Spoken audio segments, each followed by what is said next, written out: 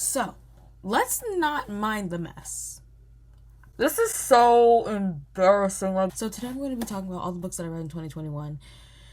I actually got back into reading. I started reading in March, but I didn't really finish any books and get the ball rolling until April. I read around 25 books. My reading goal was 15. So I read 10 more books than I set out to do. That's insane. But yeah, I'm just gonna go through all the books I read this year. Okay. The first book I read this year was Macbeth, the play. I hated that. 1 star, negative 50 stars. And then The Great Gatsby, which I think I gave 3 stars. The Great Gatsby. I love The Great Gatsby. I like The Great Gatsby. I know the author is kind of controversial, but the story is really good. I really like it. I'm saying like I think about this all the time. No, it was reflective as someone who wasn't really the reading type. I was reading Wattpad, but for someone who wasn't really like the reader and classic type, I really took away from the story and it was really good. I liked it. Okay, so the first book I read this year was Heartless King by Maya Hughes. I gave this a 2 star. No, but this is the 5th book in the Kings of Rittenhouse series, which I didn't know it was a series, quite frankly, when I got this. It says standalone, so I thought it could stand alone, and it did kind of, but like we have too many books for me to be doing synopsis. But whatchamacallit, it's a pregnancy trope. I don't really know. She gets pregnant. That's not a spoiler. It said it's a standalone, but like there was a lot of like connections to previous books, I'm pretty sure, that came up a lot. And I was like, why is he so mad? I can't really explain my thoughts because it's the 5th and final book. 2 stars. I really did not like this, but like I laughed at it. This book's giving me such bad vibes. Anyway, would I recommend this? I don't know. We can't be doing this. I have too many books to be talking about to be doing this. Okay, so the next book I read, which is it's up there. It's up there. I love this book so much. This is The Simple Wild by K.A. Tucker. It's a nice, cute, it's so atmospheric. It's enemies to lovers. I've never related so much to a character and her story ever. And this was like the 2nd book I read this year, and for me to have such a connection to a character and her story, it's insane. It takes place in Alaska. It really gives you the vibes. I was like, suddenly I want to go to Alaska, but then I remembered it's Alaska. Sorry. Anyway, back to books. The next book I read after The Simple Wild was Wild at Heart, which is a continuation of The Simple Wild. And basically, I gave this like a 3 stars because I don't really want to spoil it. They spend like a lot of the book like figuring out like what house they want and house touring. And I get that's supposed to be cute, but it was kind of boring for me. It didn't get good until I think this mark, which I think was when they started fighting. And please don't judge me because of my tabs, because it will get better as the year progresses, and you can literally see how much better my annotations get throughout all the books. I also want to say that they would literally fight, have sex, make up, fight, have sex, make up, like 5 times. Like, it was so repetitive. Yeah, I didn't really like it. Next book I read after Wild at Heart was Forever Wild. Judge me because of my tabs, because it will get better as the year progresses.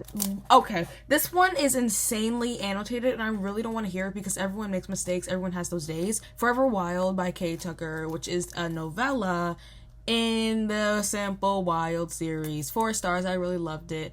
I don't want to give any spoilers, but it's such a nice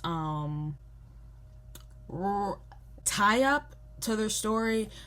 This is really good for the wintertime, like right now. These books are really good to read like in fall. I read these in like March, April, May. That's winter, but like it gave like the same vibe. It was the same vibe, but this is really good. This takes place during Christmas, so who says you can't read Christmas books still? Who says Christmas is over? It's not over until I say it's over. You can go and read this. 4 stars. Really like it. It's really short. It's a novella. Go and get this. Read the first few books first. January 25th. The 3rd book comes out, and that's about Marie.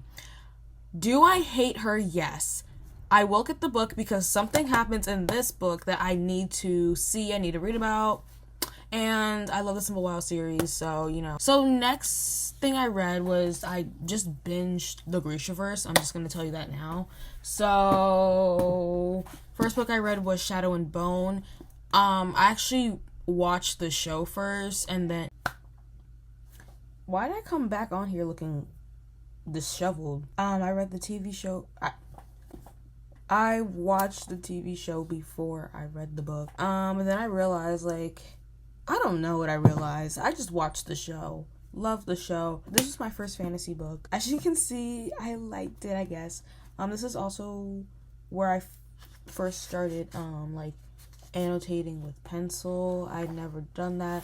When I tell you, I was, like, so scared. Like, look, like, I literally would just, like, write words. Like, this is before I, like, underline stuff. And then I got, like, more comfortable as the book went on. I gave this, like, I think a 3 or 3.5, which was so... I was, like, I feel like I was less generous in the beginning of the year. No, but this is, it's a good starting point. Yeah, 3, I didn't hate it, I didn't love it. Also... I will start fights. Mal was my favorite character. Mal is my favorite character. I know everyone hates him. I like him. Next book I read was Siege and Storm. I gave this a 5-star. I think this is the first book that I've ever cried in. I had the most fun, like, annotating and writing and underlining and everything in this book. I had the most fun. In the Shadow and Bone trilogy alone, I had the...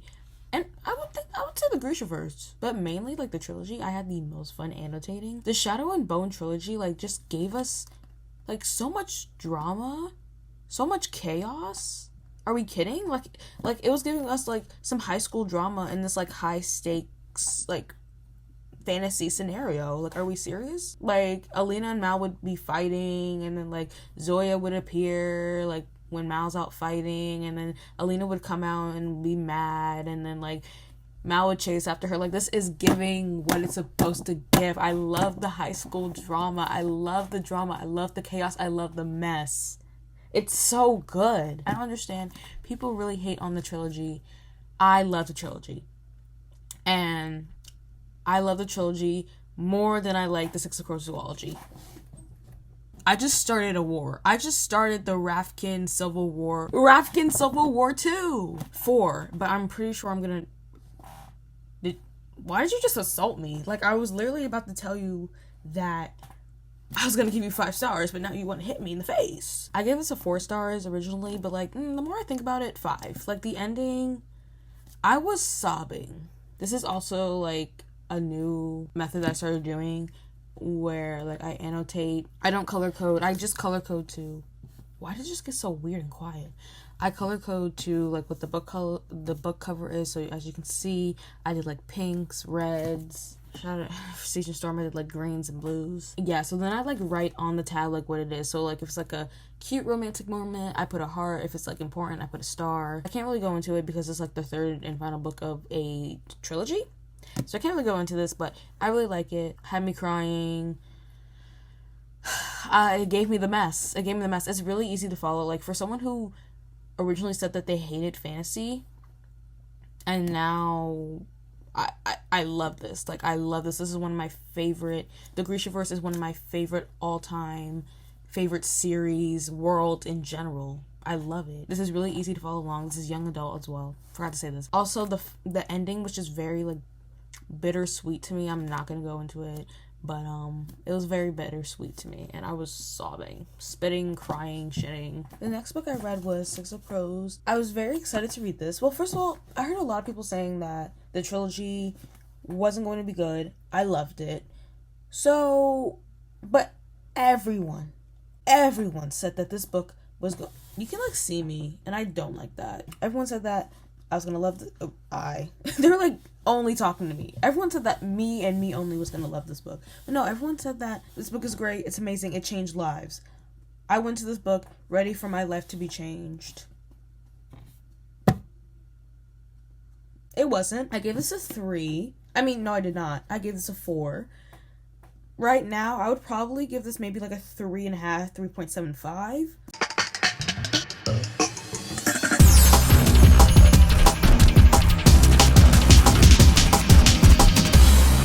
I don't think I need to do a synopsis with this. I feel like everyone knows what this is about. My favorite characters are Matthias, Wylan, and Jesper. Those are my top 3. Wylan and Jesper can interchange. When I say interchange, I mean in like the top 3. Like Jesper could be 2 or 3, Wylan can be 2 or 3. Not like they can't be in the list at all. Absolutely not. They are stuck in my top 3. But Matthias is number 1. I say Matthias. A lot of people say Matthias. Whatever. I didn't really like Six of Crows, but a feeling in me felt like I was going to like Cricket Kingdom more, and I did. And I loved it. 5 stars. Amazing. I don't know if I should... It invoked a lot of emotions out of me. That's what I'm gonna say. It invoked a lot of emotions out of me. This is really good. Like, this is so good. My annotations definitely got better. My tabs definitely got better. Yeah, I can't say much about this book, but I really like it. It's a continuation of Six of Crows. This is where it gets foggy. Okay. No, it doesn't.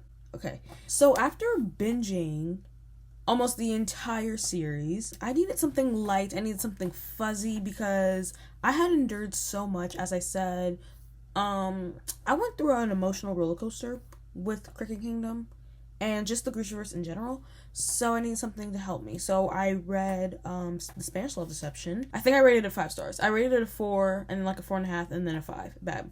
You should just give it a 5 from the jump. 5 stars. Love it. Aaron Blackford. That's all I'm gonna say. Aaron Blackford, The Wedding Cup. It's about a girl who needs a date to her sister's wedding.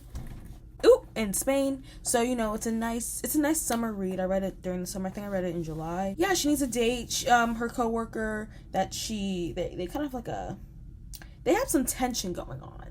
There's some tension there. He offers to be her date to the wedding in return for something else. Join FaceTime call. I wouldn't say it's enemies to lovers. It's a workplace romance, slow burn. I liked it. 5 stars. Okay, next I read The Deal by L. Kennedy. Are we fucking so? It was free, so I was like, of course. So I read it. 5 stars. Garrett Graham. That's all I have to say. That's quite literally all I have to say. Last night, I actually reread some of my favorite scenes from The Deal. I fell in love all over again. There was a period of time where I think about maybe a few weeks ago, maybe a month, I was like, I kind of forget why I love The Deal so much. Why do I love Garrett Graham so much? Why is he my number 1? Because I was reading a lot of romance at this period of time. So I was like, why is he my number 1? And then I reread my favorite scenes and I was like, this is why he's number 1. This is exactly why Garrett Graham is number 1. This is exactly why Garrett Graham is number 1. You can call it an enemies to lovers, I guess. It's a hockey sports romance. This guy, he's I almost said the king. The king of the hockey team app? He's the captain of the hockey team. He needs help with his grade in a certain class, so he enlists this girl named Hannah Wells to help tutor him so he can stay on the team, and then stuff unfurls? Stuff rolls, and it turns out she needs a favor from him, and he needs a favor from her, i.e. ergo, The Deal. It's amazing. I love it. My favorite in the series. Next, I read The Mistake by L. Kennedy, which is the second book in the Off-Campus series, and it was okay. I don't like Grace. I rated it a 3.75. The best part of the book was Logan's backstory. So I hate her friend Ramona. I hate her so much. I would not be friends with her. Absolutely not. Are we kidding? What she did was so dirty. That's not your friend. Grace could never be me, and I could never be Grace. Like, I don't like Grace either. Like, she really said, let me go to Italy and dye my hair blonde and think I'm the baddest bitch. Next book I read was The Score. I was so excited for The Score because everyone, like with Six of Crows, like, just stop listening to people, guys. Don't even listen to me. Don't even listen to me at this point. Everyone said that this was the best book in the series. And I was like, are we serious? Because, like, the deal exists. So, like, this has to be better than the deal somehow. So I was so excited to get into it. 2 stars. I hated it. I hate Dean. I hate Allie. I know I'm starting a war with those words. I know I am literally making people shake by saying I don't like Dean and Allie. I don't like Dean and Allie. I don't like The Score at all. The only redeemable part about The Score was Garrett and Hannah in it, and the hurricanes, because that was cute. I won't lie. Long story short, I didn't believe that they were in love. I feel like they had more of a physical connection, which is great. I'm not saying a physical connection is bad, but like them being to... Ooh, is this a spoiler? It's really not. Like, babe, you know what's gonna happen at the end. You know what happens at the end of most romance books. Come on. Come on. I don't know what I just did. Anyway, but at the end of the book where they get together, like, babe, you love each other when? When's the love? I don't feel the love. I don't feel the love. I don't feel the chemistry. No. So then it put me in a slump. It low-key put me in a slump. I'm not gonna lie. But I couldn't go on to read The Goal because I had read just such a terrible story and with such terrible characters. I needed a breath of fresh. I needed a palate cleanser. I forget what that palate cleanser was. If you mess up this, I swear to God, I'm gonna kill the Hawthorne Legacy. I'm going to kill the... I read The Inheritance Games by Jennifer Lynn Barnes. I've been wanting to read this for so long, and I finally got around to it. Fun fact, I actually started reading this after Cricket Kingdom, but like I could not get into it. So I read this after The Score. 4 stars. This was all right, I'm pretty sure. I'm like, when it comes to this series, I'm so back and forth. Like, I feel like once the 3rd book comes out, I can really like make a solid conclusion, a solid opinion towards these books. But 4 stars.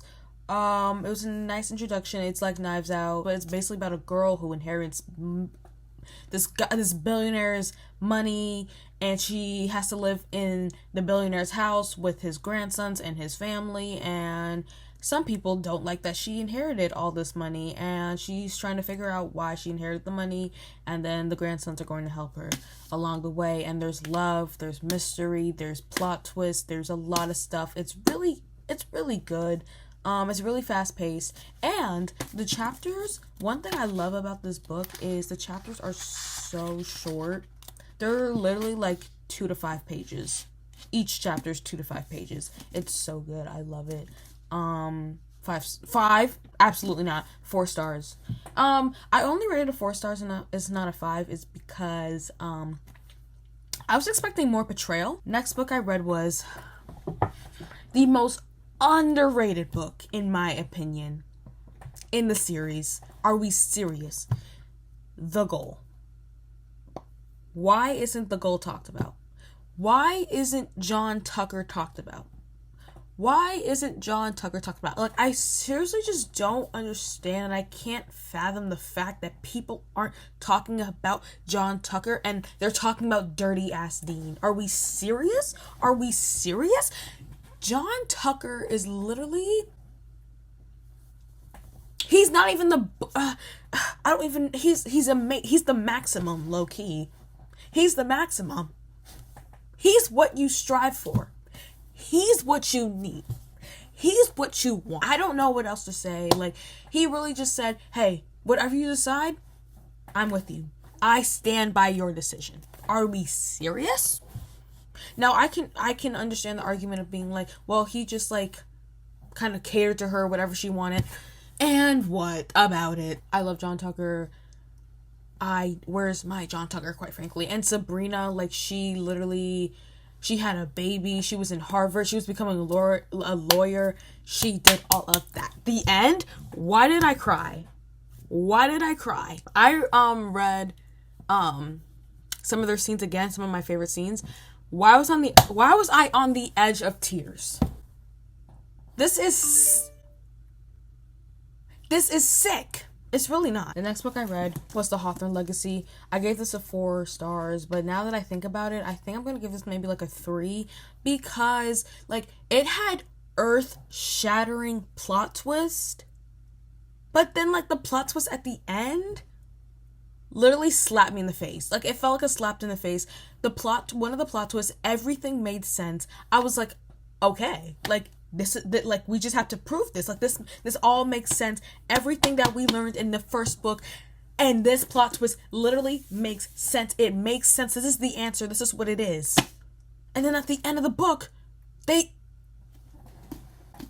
I'm not sure if this is a spoiler, but like at the end of the book, they literally just like ripped my heart again. Like it felt like a slap in the face. I'm like, this all made sense, and now you just confused me more, and B, like made me mad. Like, why isn't she Toby's daughter? Why isn't what's her name? I almost called her Avery. Why isn't Avery Toby's daughter? I seriously don't get it. Why did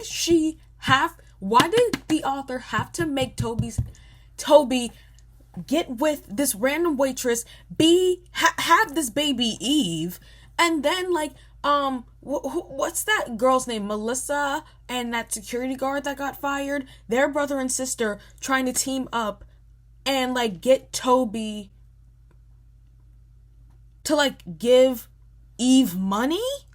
What? This is sick. I don't like this Eve character. She's going to be coming in the 3rd book. But this is the thing. If Eve comes into the house, doesn't that mess up Avery's inheritance? I'm pretty sure Toby was like, no, don't let Eve in the house. Don't let her in. I don't want you to mess up your money. If Eve comes into the house, she's going to mess up Avery's inheritance. Yes, no, maybe so. Yes. The answer is yes. So I'm confused. The end of this book just left me confused. Everything made sense. It doesn't anymore. You can argue that that's the point, but like no, like it actually everything made sense, and I feel like she just like slapped us in the face with the ending just so there can be a 3rd book when there literally did not have to be a 3rd book. I will say that like there's just something about this book, like the explanations and how everything like connects, that's good. So I might give this a 4. I might just leave it as a 4. This series is really good. Like the more I think about it, I hate it and I love it. What did I read next? I read The Legacy. Talk about disrespect. I know I talked about Hawthorne Legacy, which felt like disrespect, but The Legacy, the fact that I read 2 like Legacy books in a row, that's kind of weird. Anyway, The Legacy was straight disrespectful. I'm not going to talk about it because it's the 5th and final book of the off-campus series. So if you haven't read it,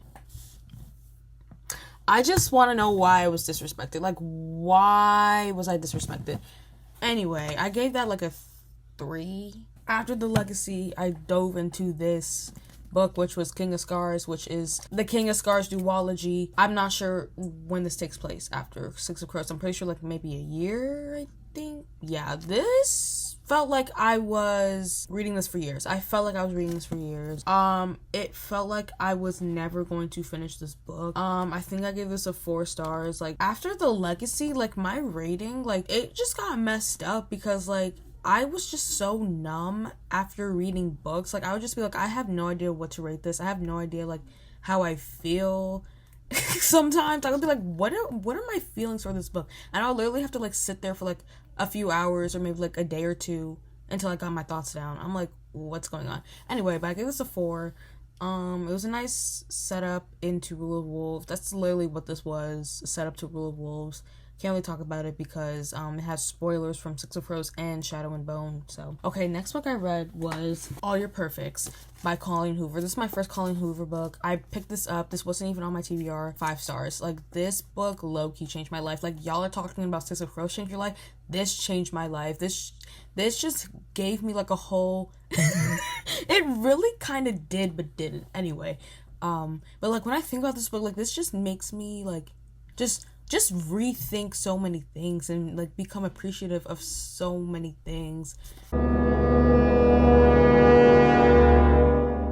made me learn just more about just women's health and like pregnancy and like babe, like don't ask couples or women like when they're having babies, when they're getting married, all of that. Like it just reinforced that, you know. But like, you know, you don't have to get married, don't have to have kids. Don't ask couples when they're gonna have kids. Don't ask women when they're gonna have kids. Don't ask anyone when they're gonna have kids, because so many people go through so much. And when people would ask Quinn when she was going to have kids, it literally made me so angry, because we got to see like how not being able to have kids like affected her. And for people to just outright be like, when you gonna have kids? You're getting too old. Are we serious? Check trigger warnings though before you read this. Like I kind of like crying and being sad, whatever. See how my annotations got so good. Are we serious? Compared to this, are we serious?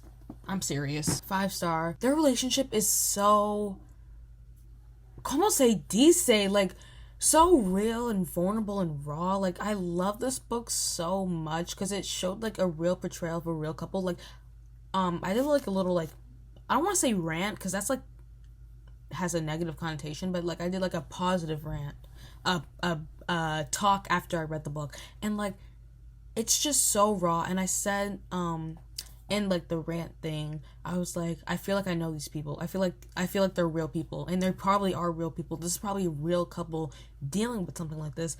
And the second I closed the book, I was like, I miss them. Are we serious? This book is so good. 5 stars. It's so good. 5 stars. It's so good. It has everything you need. It made me cry. It made me laugh. It made me smile. It made me mad. I could talk ad nauseum about this book. This book is so good. Next book I read was The Bible, Rule of Wolves by Leigh Bardugo. This book is 5 stars. Everything. Like we have a whole war going on. We have like little bits and pieces. This is definitely more plot heavy than her like regular books.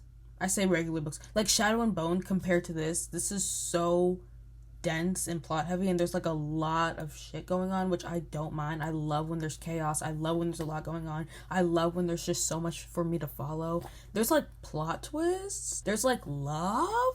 There's like amazing love story. It's just so much. There's cameos in here. The cameos. Is that a spoiler? I don't think so.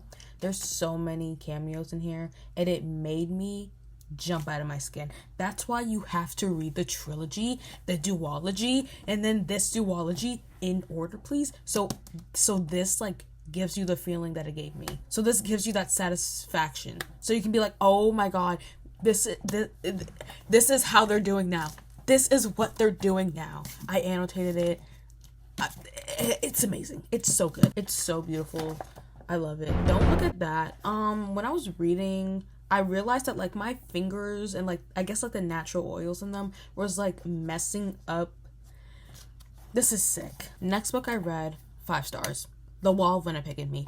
Are we actually serious? I only know Team Graves. I only know Team Vanessa. And you know how I know that like this is just the epitome of slow burn, amazing, real relationship. It's because I went to go read Marriage for One by Ella Mays, and I felt like I was cheating on The Wall of Winnipeg and Me. I felt like I was cheating on Aiden and Vanessa. Like I felt like I had to like take like a few more maybe like days, maybe a few weeks off like the marriage of convenience trope, off like romance books like that, because I felt like I was cheating. I was like, I can't disrespect them. Like I can't disrespect them. I can't fall in love with another couple. No, but The Wall Wouldn't Pick Me, it's a sports romance. Marriage of Convenience, I love Marriage of Convenience. I love stuff with marriage problems. This isn't necessarily marriage problems, but like, anyway, Marriage of Convenience. What else? It's not enemies to lovers, is it? I don't know. I'm so on the fence with what's said to be enemies to lovers. They didn't hate each other. Whatever. Slow burn. A lot of people don't like slow burn.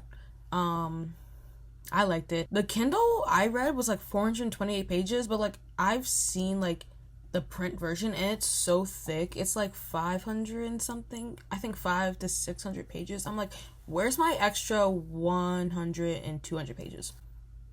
Where's my extra 100 and 200 pages? Am I missing out? Because I would gladly love more Aiden and Vanessa content. Something I really like in this book is like the mundane that Mariana Zapata shows, the very just domestic aspects of a couple and like how a couple would hang out. Like they literally just like hang out with each other. She makes him breakfast. She goes and like picks him up from his practice, and it was just so good. It was so good. You have to read it. You have to experience it for yourself. I can't say enough good things about this book. 5 stars. It hit me out of the park. I was like, where did this come? The last book I read in 2021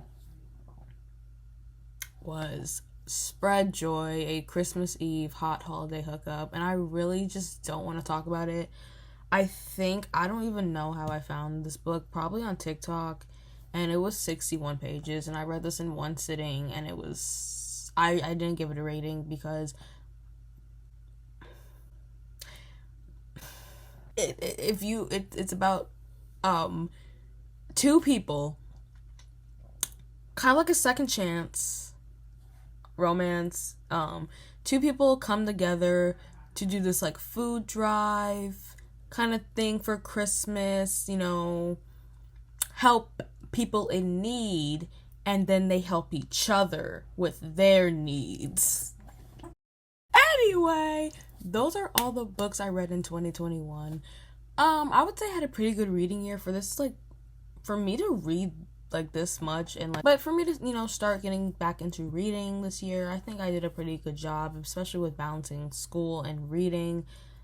I think I did a pretty good job, and I did what I could. And I'm actually very happy with the books that I came out reading this year. Fell in love with the Grishaverse, which is my favorite thing in this world. It's my favorite book series ever. I love it. I fell in love with Garrett Graham, Aiden Graves, Catalina and Aaron, Tugger and Sabrina, Nina and Matthias, Jesper and Wyland. I fell in love with all these people. Please. But yeah, I'm very excited for 2022 in the reading year. I have so many books in my library that I have to read, so I'm actually on a book buying ban until Running Wild comes out. I actually bought 2 books like a day or 2 ago, so I don't know what I'm talking about. No, but after Running Wild, I'm seriously on a book buying ban. I literally bought Marriage for One yesterday.